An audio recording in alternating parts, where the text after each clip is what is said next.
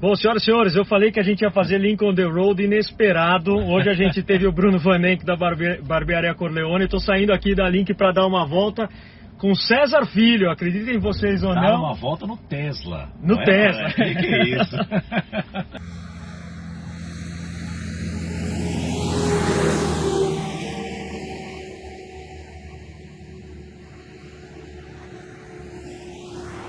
Para mim, o César sempre foi um ponto de admiração em vários aspectos, mas tem um que chama muito a minha atenção, que é oratória. Pensa um cara que fala bem e há muito tempo. César, todo mundo pode falar bem, você acha?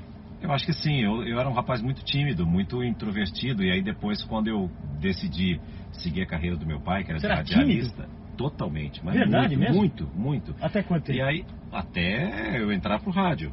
No rádio que você passa a ter mais desenvoltura de falar, de buscar vocabulário, até porque o rádio, meu pai dizia isso, o rádio é a maior escola que você pode ter na vida. Vai aprender a falar o português correto, vai aprender a se colocar, vai ter riqueza de vocabulário, e para isso eu recomendo inclusive para quem está assistindo a gente agora, e eu aprendi com os mais antigos, e as gerações vão passando sabedoria para as outras, né? Ler muito. Então eles falam assim, quanto mais você lê, maior será a riqueza de vocabulário que você vai ter. Verdade. Porque você passa a descobrir outros mundos, pessoas que se colocam de outra forma, que se manifestam de outra forma, embora quem escreve texto não escreve normalmente um texto para quem vai falar. Eu sempre digo isso até hoje. Eu falo até para os redatores que trabalham comigo hoje, eu falo sempre que você escrever, leia em voz alta para você mesmo, para saber se a sonoridade está boa. Porque às vezes eu tenho um texto que ele é muito bom para escrita, mas não é muito bom para ser falado, para ser dito. Ele não fica natural, ele fica muito coloquial. Então, dependendo do que for, o português tem muitas regras para você escrever, né? Então, os pronomes, pronome atrai pronome. Então, às vezes a pessoa fica preocupada com essa fórmula, mas não coloca no texto uma naturalidade para que você possa expor aquela ideia da mesma forma como nós estamos conversando aqui agora, por exemplo. Puxa, no WhatsApp isso ajuda para burro. Ajuda. Né? Você lê a mensagem antes de enviar, eu acho que resolve muitos problemas, pelo sem menos. Dúvida, sem dúvida. Porque quem lê com o sentimento daquele momento, muito mais do que está escrito. Exato, ali, né? Mas eu acho que hoje o mundo já mudou bastante. Eu acho que depois da era digital, depois da internet, mesmo lá para trás, já facilitou mais e propagou de uma forma maior uma riqueza das pessoas se comunicarem da forma apesar de eu achar errado essas abreviações. Para mim, ainda acho muito, embora eu tenha, meu filho às vezes manda todo abreviado e tal, eu ainda fico um pouco assim.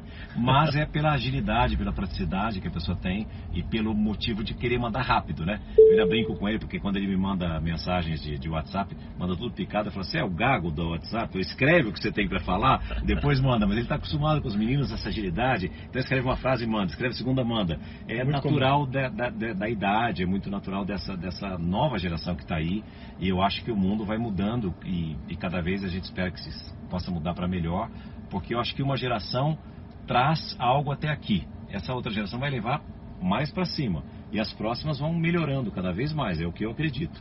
Eu acho que a minha geração foi melhor, por exemplo, que a do meu pai. Eu espero que a do Luigi seja melhor do que a minha, da Luma seja melhor do que a minha. Tomara que sim. É o que a gente torce. Muito legal. César, você trabalhou com a família Marinho, trabalhou com a família Bloch, trabalhou com Silvio Santos diretamente. Família Bravanel. Da Bravanel. O que você tira de cada uma delas que você pode falar assim, puxa, esses são pedaços de aprendizado que eu carrego comigo, de cada lugar, um pouco da tua trajetória, mas menos sobre a sua história e mais do conhecimento que você tirou da sua história? Eu acho que é principalmente a respeitar e a admirar a história dessas pessoas que construíram do nada grandes impérios, que construíram universos de comunicação diferenciados, cada um à sua maneira, cada um ao seu estilo, mas cada um com uma característica própria. Pessoas que você imagina o seu Adolfo Bloch, que chegou ao Brasil, Silvio Santos, filho de judeus, que era camelô e que se transformou num empresário de comunicação porque perdeu espaço na TV Globo. Ele comprava o horário dele na TV Globo, ele pagava por aquele horário e ele vendia o horário dele e ganhava mais dinheiro do que a própria TV Globo. Até que um dia a TV Globo fazia spread dentro da Globo. E a TV Globo, você vê que ele já era um empreendedor. Já era mesmo. Muito, né? Ele trabalhando com o dinheiro dos outros. Exato. Tem até uma história que o Boni conta no livro, que ele fala que o Silvio chegou a emprestar dinheiro para o Dr. Roberto Marinho. Verdade mesmo? É verdade, não sabia, não. Porque a TV Globo estava passando por algumas dificuldades e usou o Boni para ser um intermediário, para ver se o Silvio não podia pagar 2 meses adiantado o que ele pagava mensal para comprar o horário. E o Silvio emprestou, falou, tá aqui, ó, tem aqui os 2 meses e tal para pagar os funcionários, para tocar. Mas depois a TV Globo cresceu tanto que o Boni falou, olha, não dá mais para você comprar horário aqui. Você vai ter que ser um empregado, um contratado. E o Silvio falou, isso não me interessa. A partir daí o Silvio alugou um horário na TV Tupi que já estava mal. Perfeito. E alugou na Record simultaneamente. Era muito engraçado, eu era criança e eu rodava o seletor do Canal Rápido para ver se estava sincronizado. Ele exibia simultâneo. O mesmo programa na Tupi e na Record. Por quê? Porque a Tupi pegava em muitos lugares do Brasil e em outros a Record entrava e a Tupi não entrava e vice-versa. E a TV Globo atingia tudo. Como ele queria entregar para o patrocinador dele a mesma condição, ele botava nas duas para poder atingir um público maior no Brasil inteiro. A cobertura não era totalmente nacional das outras emissoras. Então tinha lugar, a Record era muito forte em São Paulo, interior de São Paulo, a Tupi tinha muitas capitais, então ele conseguiu dessa forma fazer isso antes de concorrer. Aí a Tupi faliu, ele entrou na concorrência, na época com o seu Adolfo Bloch, com o Editor Abril, com o Jornal do Brasil do Rio de Janeiro. Isso era quando? Isso foi 1979, 1980. Tá bom. Para ele ganhar a concessão da TV Tupi, porque a TV Tupi tinha falido, o Canal 4 de São Paulo não estava no ar. Perfeito. Ele ganhou primeiro no Rio de Janeiro, Canal 11, que era TVS inicialmente. TVS. E depois ele ganhou a TV Tupi e colocou uma emissora no ar, do zero, do nada, porque ele herdou só dívida da Tupi para pagar os funcionários.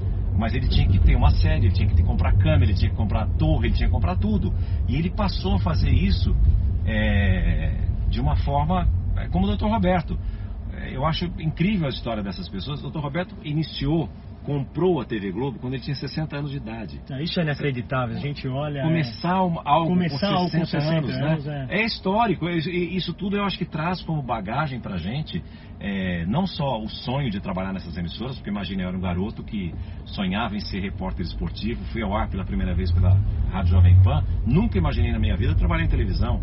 E tudo foi acontecendo. Então cada vez que eu entrava num corredor, numa emissora, com essas histórias dessas pessoas que construíram as emissoras de televisão no Brasil, em uma época completamente diferente. É muito difícil você passar, porque hoje você tem a facilidade, qualquer pessoa pode ter o seu canal digital, pela internet, rede social, YouTube, não importa. Naquela época não, naquela época era e ainda é algo grandioso você fazer uma televisão diariamente, com conteúdo, com programação, que dê certo, que agrade, que se renove, porque o público que está assistindo televisão, eu tenho que tentar conquistar o público jovem.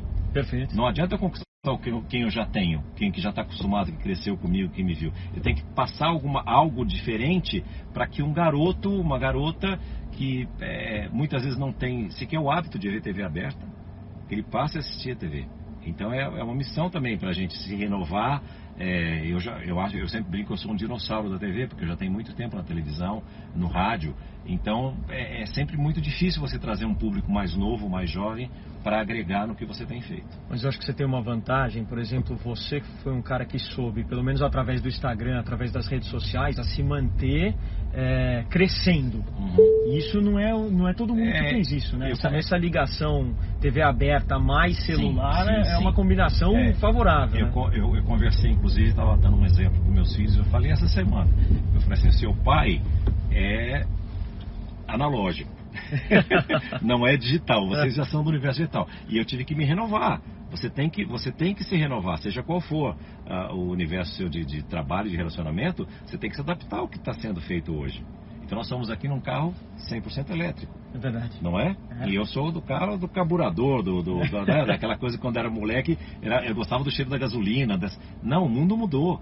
E você tem que se adaptar às mudanças do mundo. Para você continuar jovem, diante do você envelhece, adquire sabedoria, conhecimento, maturidade, mas você tem que se renovar para você continuar conversando e atuando com todas as faixas etárias, né? O que é mais conteúdo das suas direct messages do Instagram? A turma que te escreve querendo o que normalmente? Olha, assim, independentemente disso, o que mais me agrada, eu coloco sempre muitas mensagens positivas para as pessoas. Muito, é verdade. Quem segue o César Filho sabe, tem sempre uma mensagem de carinho. Quem te segue se sente acalentado pelo teu conteúdo. Então, assim, o que mais me comove... E umas piadas de vez em quando que são boas. Também. Mas quando a pessoa escreve assim, era isso que eu precisava ouvir hoje. Essa mensagem foi para mim. Aquilo é o que mais me motiva a continuar a colocar mensagens positivas para as pessoas, entendeu? Quando eu começo o programa, porque eu já vou dar de cara uma notícia que normalmente não é muito boa. Então eu trouxe desde a época do SBT, em que eu falo de Deus. Eu faço que Deus te guarde, te proteja e te faça companhia. Com a mão assim. Então assim, porque é um desejo que eu tenho de que o dia possa ser melhor para essa pessoa. Eu começo com um astral elevado, mesmo que eu tenha que, na sequência, trazer algo de ruim através do noticiário. Então eu tento também colocar isso dentro do... muitas vezes as pessoas falavam assim para mim, não... e eu acredito também, acho que tem gente que faz rede social de uma forma muito bonita visualmente de você ver. A minha nem sempre ela é assim, até tons de verde que muda para uns... Eu não me preocupo com isso, eu me preocupo com o conteúdo daquilo que eu estou colocando para chegar em uma pessoa, entendeu? Perfeito. Esse é o meu objetivo. E outra coisa que eu acho também que mexe muito com as pessoas é quando eu coloco algo da família.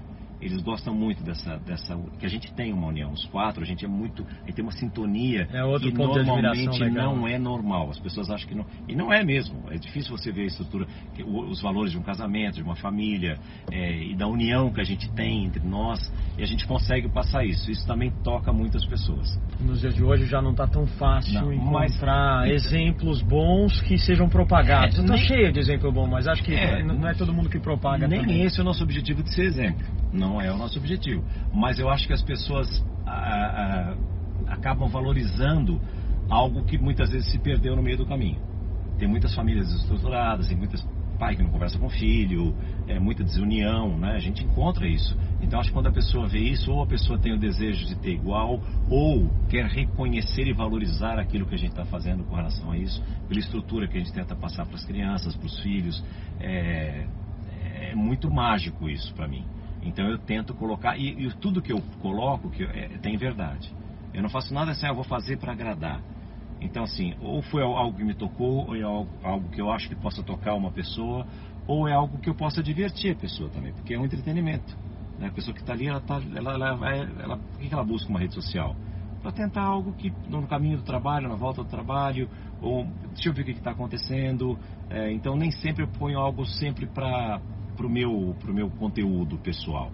Eu ponho algo que possa atingir as pessoas de uma forma geral, entendeu? Notícia mais feliz que você já deu?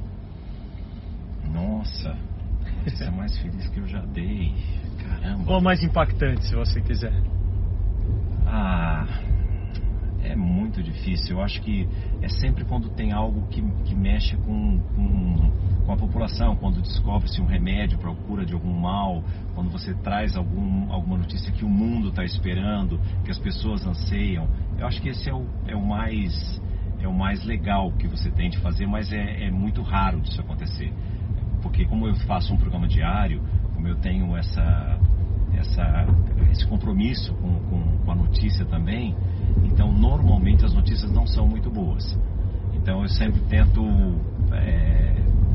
colocar de uma forma mais suave algo que muitas vezes não é bom. E não é bom você conviver com insegurança, você conviver com doença, você conviver com guerra, isso é sempre ruim. Mas quando tem algo principalmente relacionado à saúde, me deixa muito feliz quando tem uma descoberta, quando tem uma nova tecnologia, quando algo vai trazer um benefício de uma forma geral para as pessoas, eu fico bastante feliz de poder noticiar. Isso é bom mesmo. César, antigamente, quando a gente pensava num diretor de marketing de uma grande companhia, que tinha o seu produto, os seus produtos, era muito comum ele ter ali uma verba de marketing disponível e ele ia atrás de comprar, entre aspas, a atenção de uma pessoa. Isso se fazia através da TV aberta, num anúncio entre quadros ou dentro de um programa mesmo, um merchan, se fazia através de um rádio, de uma página de uma revista Veja, etc. E cada vez mais a gente vê a turma consumindo conteúdo somente das pessoas que elas querem, através do YouTube. Se você pagar o premium, nem propaganda você não vê, através do Instagram, que por vez ou outra você roda um patrocinado ali no Stories ou no feed, mas no fundo você segue quem você quer seguir. Sem dúvida. E a gente está vendo cada vez mais você consumir só aquilo que você quer e não aquilo que a TV tem para dar. Isso tem dado um nó na cabeça da turma de marketing, porque a regra que valia 10 anos atrás, de simplesmente comprar atenção por isso, ela precisa ser um pouco mais inteligente que isso, né? Se você tivesse na cadeira hoje de um diretor de marketing de uma Unilever, de um banco comercial como Itaú, Bradesco, ou uma Casas Bahia, Havaianas, esses grandes anunciantes, como é que você vê essa divisão? Estou conversando com um cara de TV aberta e reconheço o peso da TV aberta, mas como é que você vê essa divisão do digital vis-à-vis o aberto e a complementação das duas, na cadeira de um cara de marketing? Como eu estava dizendo, em tudo na vida você tem que se modernizar, se atualizar e ser jovem. Eu acho que o público jovem é que pode ajudar as pessoas que estão ocupando cargos ou que têm uma maturidade maior, em qualquer que seja o setor. Você tem que ouvir a garotada, você tem que ouvir o que está se passando dentro da sua própria casa, com os teus filhos, o que eles estão consumindo, como eles estão consumindo, para você poder tentar direcionar isso de uma forma mais inteligente. Eu acho que o mundo digital trouxe essa possibilidade, e as pessoas que saíram na frente conseguiram, porque muitas vezes você está falando com uma massa que não é o teu público, que necessariamente não vai consumir o teu produto, e você vai pagar por aquilo.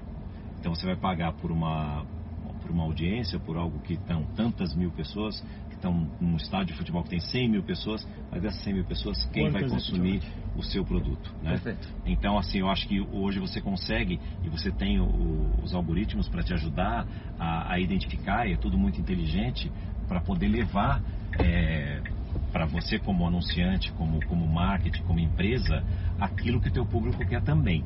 Então hoje tudo está muito mais fácil de você fazer, eu acho, porque você consegue, através dos serviços inteligentes que você tem dentro da própria internet, localizar qual é o seu público. Automaticamente, não precisa nem fazer pesquisa, que eu digo a pesquisa antiga que você pergunta. Eu acho que o próprio mecanismo já vai colocar quem está te vendo, quem está te seguindo, quem está te acompanhando e qual o produto que essa pessoa quer. Então isso facilitou demais. E outro fator que trouxe também algo muito positivo para isso é o próprio consumidor. Quando ele os canais que têm isso aberto, tipo, eu gostei, eu não gostei, isso é bom, isso não é bom. Então isso te ajuda como consumidor a escolher o que você quer, e te ajuda como produtor ou como fabricante a aperfeiçoar um produto que você tenha. Então isso eu acho que está tudo muito melhor de uma forma geral para todos. Então cada um tem que descobrir o seu nicho, cada um tem que descobrir a sua forma de atuar para você poder ter um sucesso como empreendedor naquilo que você estiver fazendo, seja qual for o seu produto. Sem dúvida. Né? Perfeito, perfeito. Eu penso assim. Não, concordo com você. Virtudes do Silvio Santos, que você fala, poxa, isso são virtudes aqui que eu vi na prática acontecer e os pontos admiráveis. Na vida pessoal e na vida profissional dele. Eu acho que assim, ele nunca, apesar de ter se tornado um homem milionário, nunca viveu como um milionário. Nunca, né? Ele sempre foi um cara de hábitos simples, né? Gozado. Como o Dr. Antônio Emílio de Moraes também. Né? Então, assim, ele achava, você falava, mas isso é caro. Falava, ele achava uma coisa cara. Então, assim, porque ele veio de algo do nada, ele era camelô. Então, assim, ele sabe o quanto custou e ele não se deslumbrou com alguma coisa que o mundo pode oferecer para ele, sabe? Sim. Então, assim, eu acho que isso e assim foi na programação. Ele começou uma televisão, ele não tinha dinheiro.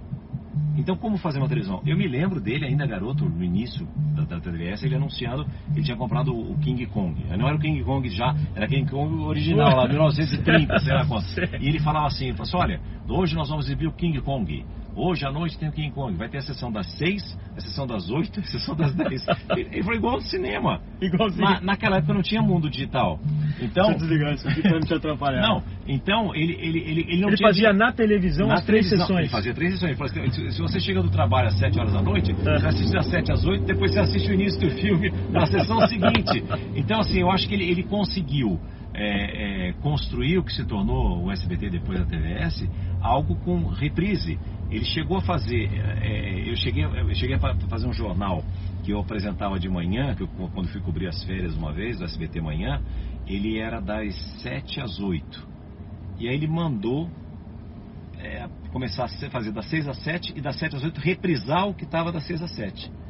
Para quem tá, você fala assim, mas que absurdo, que não sei o que, como que vai reprisar um jornal, só que o público é rotativo. Você não fica 2 horas Não de fica, manhã assistindo não, a TV, não né? fica, não É fica. diferente da noite. Exato, então assim, ele conseguiu, acho que de acordo com as necessidades dele, E os recursos limitados. exato, fazer algo que com o tempo foi crescendo. Então acho que ele teve muita inteligência, claro que com a ajuda de muitas pessoas depois, quando ele falava assim, liderança absoluta do segundo lugar, chegou a lançar uma campanha assim, é tipo assim, eu não quero derrotar. Eu me lembro disso. Lembra disso? Então Lembro. ele fez algo que ele sempre fez algo sempre que era muito diferente do que era o normal ou no padrão da TV.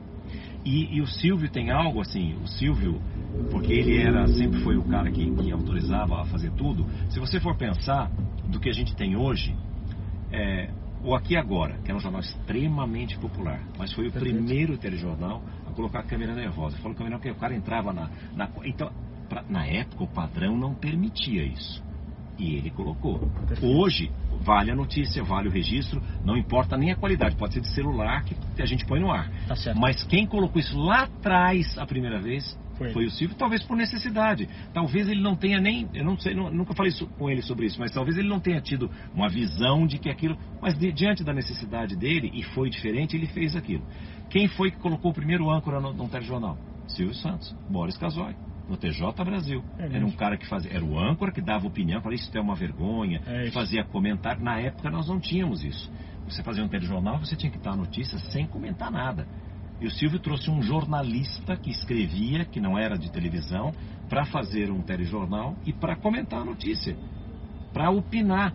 Então, se hoje nós temos isso em todas as emissoras, eu posso emitir minha opinião durante a apresentação do Hoje em Dia, por exemplo. Há anos atrás, não existia. Hoje é mais comum, então, a turma até espera, eu acho. Espera. Se bem que o Jornal Nacional começou faz pouquinho tempo. Exato, muito pouco tempo ainda. Ainda tem essa coisa da bancada, de sair para ficar em pé, para andar, para caminhar. Então, assim, eu acho que talvez, eu não sei se por necessidade ou não, eu acho que o Silvio teve trazer o Jô para fazer um talk show. Na época não tinha, aqui nos Estados Unidos já existia, mas aqui no Brasil não tinha, e o Jô saiu da TV Globo e foi para o SBT, não para fazer humor, mas para fazer algo que a Globo não deixava ele fazer na época, que era o talk show, que era um programa de entrevista. Que nos Estados Unidos já tinham vários modelos de sucesso. Já Johnny Carson, já tinha os outros e tal, e o Jô tinha um sonho de fazer isso. O Silvio tinha a necessidade de ter um conteúdo, para ele ser extraordinário ter um Jô Soares comercialmente, para fazer o programa de humor, mas para ele a TV Globo, e isso não é só culpa da TV Globo, e nem de outras emissoras. As emissoras têm uma grade e que muitas vezes não cabe. A pessoa você quer fazer. Eu, na época que saí da TV Globo, fui buscar algo que eu não tinha espaço na TV Globo para fazer. Conta dessa transição. Porque normalmente a gente sempre ouve, quem está de fora da televisão, sempre ouve na questão do binômio, né? É o César Filho da Globo, é o fulano da Globo. Sim. E você, num determinado momento, deixou de ser o César Filho da Globo e passou a ser o César Filho do SBT. Isso. Como é que foi essa transição? Mas eu saí da TV Globo porque eu fui para a TV Manchete, porque a TV Manchete... é verdade, você foi no meio para Manchete. Na época me ofereceu algo que eu não tinha na Globo. Que era fazer 2 programas, um dia... na época que eu estava na TV Globo, quando eu pedi para sair, eu fazia Globo de Ouro e Fantástico. E aí o Globo de Ouro passou a ser apresentado aos domingos, às 6 da tarde. Era das 6 às 7, às 7 entrava os Trapalhões, às 8 entrava o Fantástico. Aí o Daniel Filho me chamou e falou, olha, você vai ter que escolher um ou outro. Eu falei, mas por quê? Eu não entendi. Ele falou assim, não dá para uma emissora como a TV Globo ter o mesmo apresentador às 6 da tarde apresentando um programa musical e ele volta às 8 da noite apresentando um programa de notícias e entretenimento também, que é uma revista eletrônica. A impressão que dá é que a TV Globo não tem outro apresentador, só tem você, então coloca você às 6 da tarde e você às 8 da noite. Aí, bom, eu levei pro Boni, a gente chegou à conclusão, e o Boni achou melhor que eu ficasse só no Globo de Ouro, que tinha mais amigos. Enfim, fiquei só no Globo de Ouro. O Globo de Ouro era gravado, e a cada 15 dias nós gravávamos 2. Ou seja, você trabalhava 2 vezes por dia. E eu ficava numa ociosidade, e o garoto ainda, moleque, querendo fazer, querendo atuar, e aí eu tive uma proposta que era justamente para eu poder desenvolver mais, para eu poder fazer outros programas. Então aquilo mexeu de certa maneira. Porque você fala assim, caramba, é a chance que eu tenho de eu poder desenvolver mais. E não foi ruim. Quando eu falei com o Boni falou assim, vai aprender mais na Manchete, depois se for o caso a gente traz você de foi volta. como jogador emprestado. Exato, é mais ou menos isso mesmo. Você vai porque você tem, aqui na TV Globo não vai ter espaço para você fazer um programa diário, por exemplo, não vai ter espaço para você fazer um programa de auditório, ou para fazer isso, lá na TV Manchete, eles precisam disso, eles precisam ter conteúdo, eles precisam ter grade. Então vai, treina, se for o caso, depois você volta. A gente contrata você, se você for sucesso lá, traz você pra cá. E é assim que funciona a vida mesmo. Então eu não me arrependo de nada, eu tenho muita alegria de falar, não é nem orgulho, mas muita alegria de dizer que eu passei por todas. Eu comecei na TV Record, fui pra TV Bandeirantes, fui pra TV Cultura, fui pra TV Globo. Você passou por todos. Só a Gazeta que eu não trabalhei. Aqui, que é local em São Paulo, né? Que não é uma emissora nacional. Mas eu passei por todas as emissoras. E eu acho isso fundamental para você, assim, porque também criam-se desafios para você fazer. Não pense que é fácil. Eu estava 10 anos no SBT, recebi uma proposta da Record para mudar. Você sai de uma zona de conforto. Você está 10 anos, você está ali, estava indo bem o programa, aí você vai para um desafio, que é um desafio. Porque você não sabe, por mais que você tenha experiência, por mais que você tenha uma estrada, quem garante que vai dar certo? Quem garante que eu vou fazer um programa na Record que vai ter audiência? Isso você não sabe. Você não sabe. Pode dar certo. Você tem que tomar. Mas não é todo mundo que tem essa coragem. Sem dúvida alguma. Né? E aí quando o senhor Marcelo Silva, depois de alguns meses que a gente já estava bem no Hoje em Dia, tinha consolidado a audiência e tudo mais, ele fez um almoço e ele falou para mim assim, sabe por que eu te contratei? Eu pensei assim, acho que foi por causa da audiência que eu estava dando lá, né? Estava incomodando, sei lá. Mas aí eu falei assim, melhor não falar nada, né? Eu falei, não faço ideia, senhor Marcelo. Ele falou para mim assim, porque por todas as emissoras por onde você passou, você foi sucesso. Ele falou, tem pessoas que às vezes fazem sucesso, igual jogador de futebol. Tem jogador que joga muito bem num time, quando muda no outro não vai. E tem gente que foi bem numa determinada emissora e quando trocou não foi bem. Não deu audiência. E hoje, principalmente a gente falou muito do mundo digital. O mundo digital ele é muito cruel, né? Ele é muito cruel, porque você é julgado ali. Exato. Então, assim, não, e eles usam assim o jornalismo do, então assim, por exemplo, fulano fracassa, então é sempre uma coisa pesada, uma coisa assim de você no início não tinha isso e também você tinha mais tempo para consolidar hoje não tem, hoje é tudo muito imediato, ou dá certo ou não dá certo, é muito rápido, é muito, sabe, a velocidade em que tudo acontece é outra. Então assim, é muito difícil alguém que queira fazer e que aceite esse desafio de trocar. Você vai, eu não fui pelo dinheiro, eu poderia falar, não, eu fui porque a proposta era irrecusável. Na época a Manchete fez uma proposta irrecusável para eu sair da TV Globo. Não foi o caso. Eu fui com a possibilidade de, se der certo, eu ganhar mais dinheiro do que eu ganhava. Principalmente com os merchandising do programa, uma revista que tem diariamente, então você tem muito merchandising, então você tem a possibilidade de ganhar mais dinheiro, mas não é a certeza. E você não tem a certeza de que houve uma mudança. Tanto é que eu fui para a Record, não para você ver como é a vida, eu fui para a Record, eles me contrataram para fazer um outro programa que não era Hoje em Dia. Eu assinei meu contrato dia 3 de novembro, dia 19 de dezembro eles decidiram que eu ia fazer Hoje em Dia, já a partir de janeiro. Assim, é com a Ana Hickman, é com a Renata Alves, então assim, mas assim, é um grande desafio. Um programa diário, mas qual a certeza que você tem que vai dar certo? Nenhuma, porque às vezes você junta pessoas e junta uma equipe, não fica harmônico. Mas não, se o público, se de alguma forma o conteúdo, as pessoas, se de alguma forma algo não der certo ali, você está fadado a sair do ar, ou a fazer outro tipo de programa, ou mudar você para... É isso que eu quero dizer. Eu vou entrar no 8º ano no Hoje em Dia. Não é fácil. Eu digo para você que não é fácil. O que é desafio grande de um programa diário? É conteúdo ou você não ter tempo de preparar e é aquilo que tem? Porque é uma capacidade quase de improviso. Todo dia é um dia diferente. Exato. E de você... porque assim, e a cada dia, assim, você ganha um jogo hoje de 5-0, amanhã começa 0-0. Amanhã você começou ali, do zero de novo. E hoje para você virar um meme é um segundo. Exato. E de um programa ao vivo, o risco é maior. Muito maior. Mas eu gosto mais do ao vivo do que do gravado. Você prefere? Eu prefiro o ao vivo. Eu gosto do ao vivo porque... Primeiro que mexe com a sua adrenalina, mexe com a sua emoção, igual era nos programas de rádio. E no programa de rádio... Você ainda fica nervoso? Deixa eu fazer um parênteses. Você ainda fica nervoso? Não mais, né? Não, nervoso, não digo que fico nervoso, mas eu fico numa expectativa, assim, da hora que vai entrar e fica aquela conta, 5 minutos, 3 minutos, 1 minuto pra gente entrar no ar, tal, e ao vivo, né, e eu faço troca com o Fala Brasil. Sim. Então você fica ali prestando atenção, e não tem script. Não tem script de nada, assim, é tudo no ao vivo mesmo. Eu me lembro quando eu fazia os meus programas de rádio, eu entrava para fazer um programa de rádio de 3 horas, com um papel em que eu tinha apenas o nome das músicas que eu ia tocar.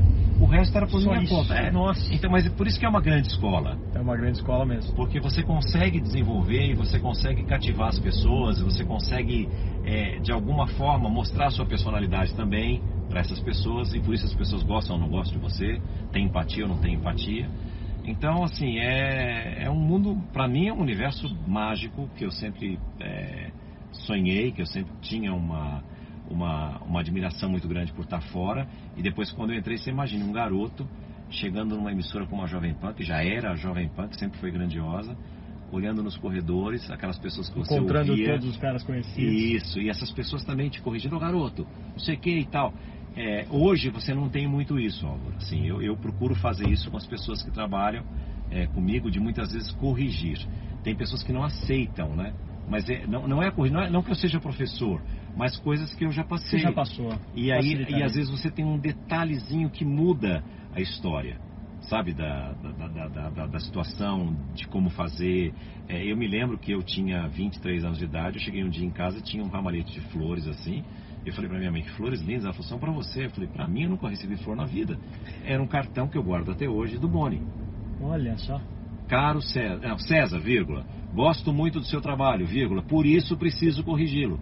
No programa de ontem, na TV Mulher, você pronunciou uma palavra em francês e que você omitiu o S, o que é absolutamente normal na língua, mas como toda regra tem exceção, neste caso ela deveria ser pronunciado. O S deveria... Porque eu não tinha noção nenhuma. Ele mandou uma flor para te corrigir? Mandou uma flor para corrigir um cartão que eu guardo até hoje. Que história legal. E hoje as pessoas não têm mais esse hábito também. Dificilmente alguém chega por qualquer cargo que seja e fala, olha, o caminho é esse, né? Ou então assim, olha, eu gosto do seu trabalho. É óbvio, se você está tentando corrigir, é porque você gosta e você acha que essa pessoa tem potencial para ir mais longe, né? É verdade. Então, às vezes tem hoje dificilmente alguém chega para tentar dar um toque para você de algo pequeno, mas que seja grandioso na sua performance ali naquele momento. E como eu me lembro das vezes que eu fui corrigido e sou grato às pessoas que me corrigiram. Eu também, e marca a sua vida.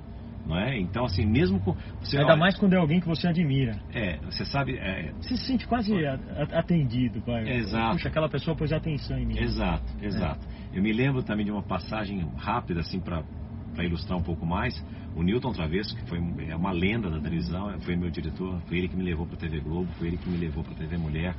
E aí ele queria muito improviso, ele falou, eu quero fazer do rádio, o cara do rádio aqui. Eu não quero o quadrado, eu quero algo mais solto e tal. E aí eu peguei e falei alguma coisa, assim, ontem a TV Mulher mostrou uma coisa interessante, tal, fiz um comentário para amarrar e para chamar outra reportagem. Quando terminou o programa, ele falou assim, filhão, vai lá na sala.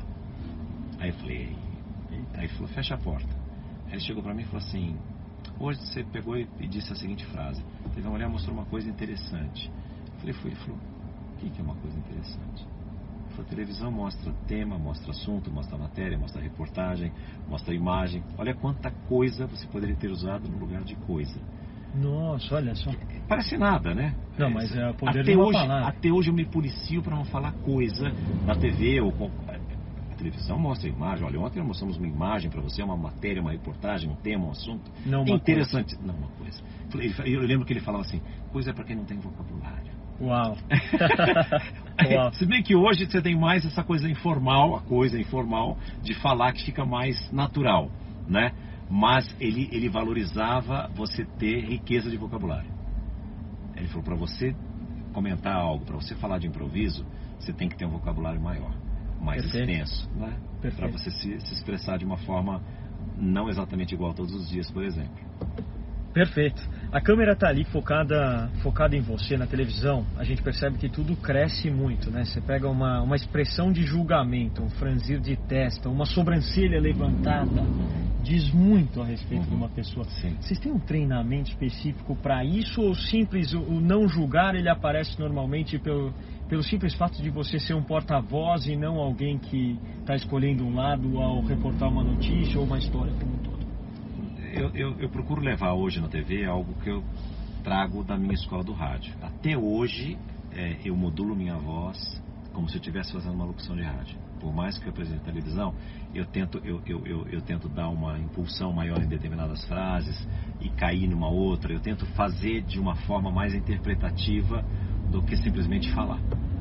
É algo que eu trago, talvez pelo vício do rádio. O rádio me trouxe isso.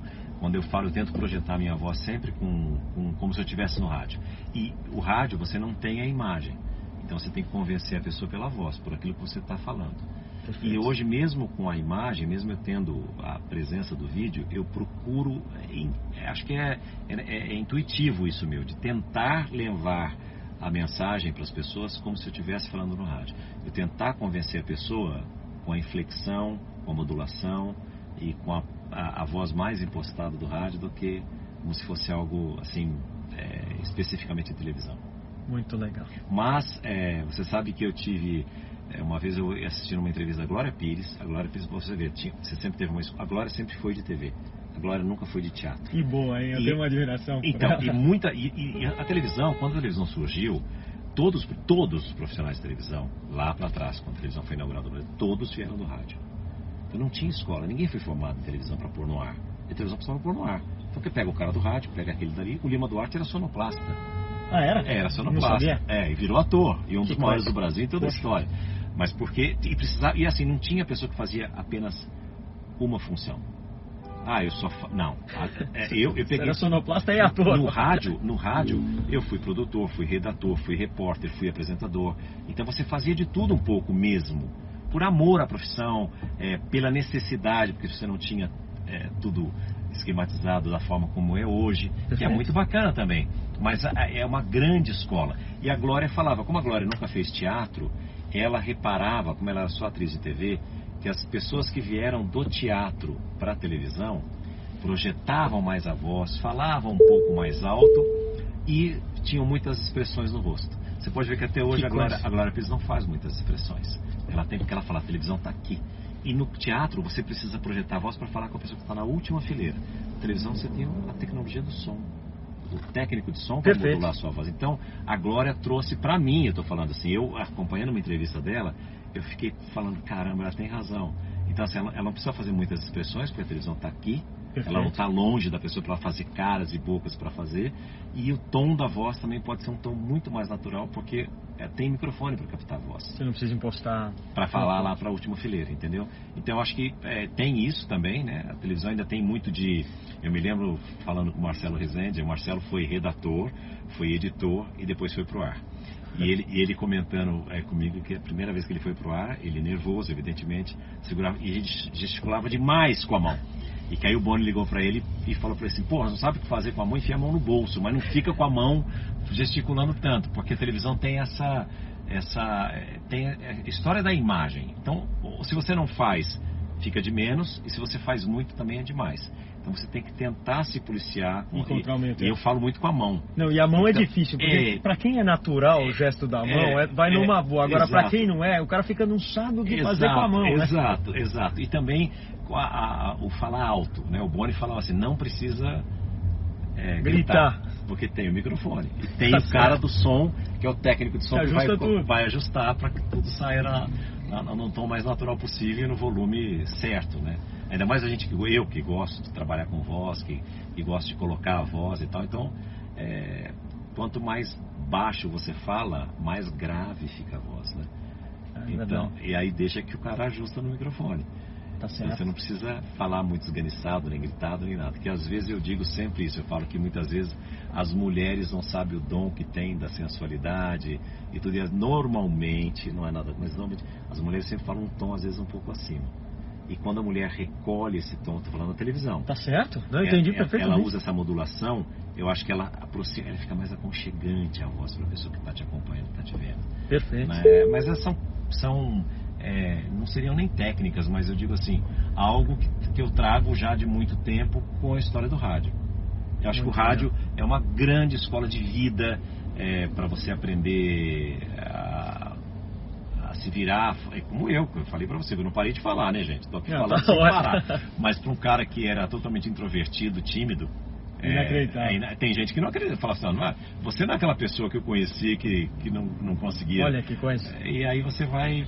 E o rádio. Isso dá uma esperança para muita gente. E o rádio ele é muito solitário, porque você fica no estúdio sozinho praticamente, e você sabe que você está falando, mas você não está sendo visto, né? Então você tem uma proteção ali para você desenvolver mais, eu acho. Perfeito. Entendeu? Do que o público.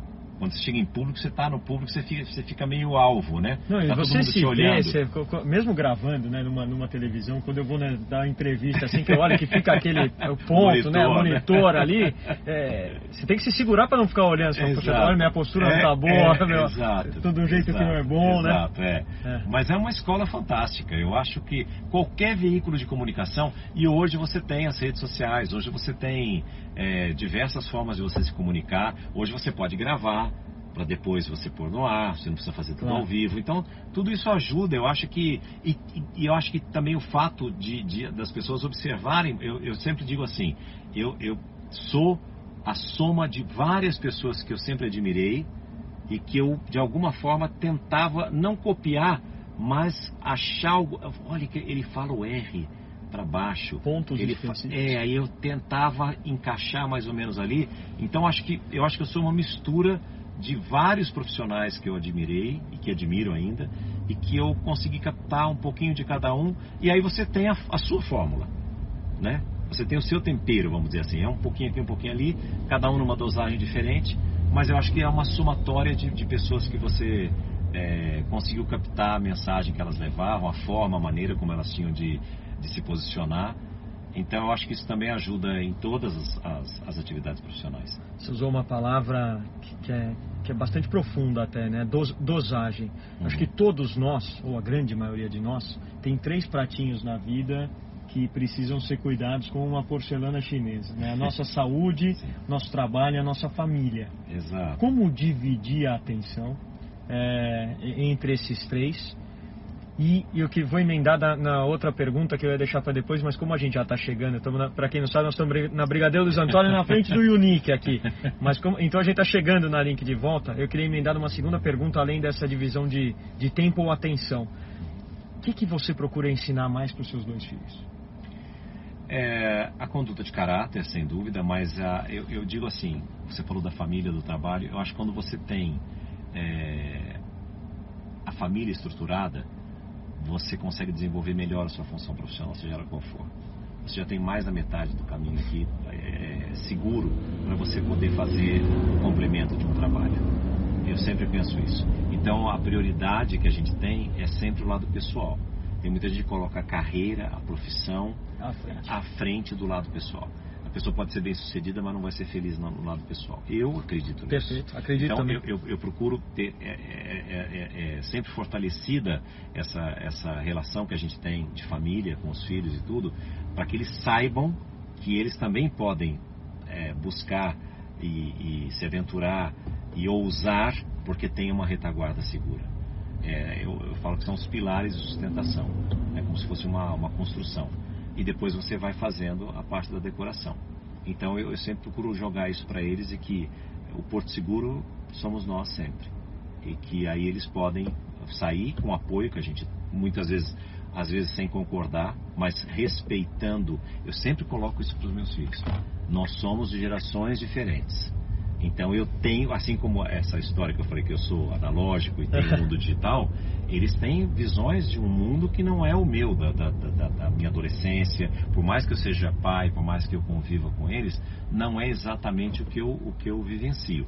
E procuro passar os valores, que são os valores que eu acredito, para que eles tenham isso também como um legado, né? Você pode deixar uma herança, você pode deixar um legado, né? Herança é o que você deixa fisicamente para para os teus filhos, mas o legado é aquilo que você deixa para os teus filhos como valores que são imprescindíveis para que eles possam ter sucesso em qualquer área da vida. Muito legal. César, que isso. prazer você me deu Não. de poder te entrevistar. Poxa, eu sempre vejo você entrevistando todo mundo e hoje ter a oportunidade de bater esse papo com você aqui, descontraído, dentro do carro. Obrigado pela atenção. Eu que agradeço. Adorei, muito bom mesmo. Adorei esse passeio aqui, adorei o carro. Estamos chegando aqui de volta. Esse foi mais um Lincoln on the Road.